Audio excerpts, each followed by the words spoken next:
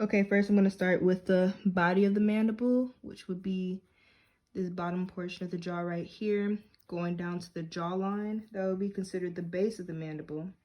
And this corner right here would be the angle of the mandible, going superior right next to the ear. And I'm going to have him open and close his mouth. That is where the temporal mandibular joint would be. Going a ½ inch forward, open and close your jaw again. I can feel the coronoid of the mandible kind of jut out. Kind of like lift your head. This would be where the trachea lies, going superior to that. This is where the hyoid bone would sit. And you can put your head down. And right here, I can feel the common carotid artery. Okay, first I'm going to start by palpating the sternocleidomastoid.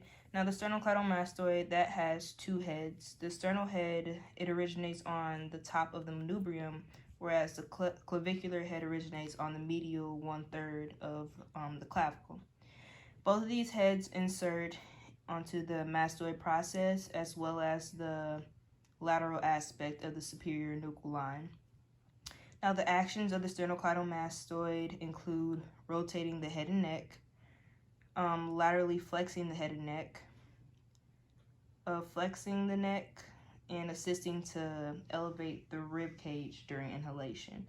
Now in order to palpate this, I'm gonna have him slightly raise his head, and right here is where the sternocleidomastoid will lie. Next, I'm going to palpate the scalene muscles. Now, these originate on the transverse processes of C3 through C6, and they insert onto the first rib. And the actions include flexing the head and neck, rotating, as well as laterally flexing the head and neck. And they also elevate the ribs during inhalation. Now, in order to palpate these, I'll just place my fingers right here. And this is where like the anterior scalene muscles would lie.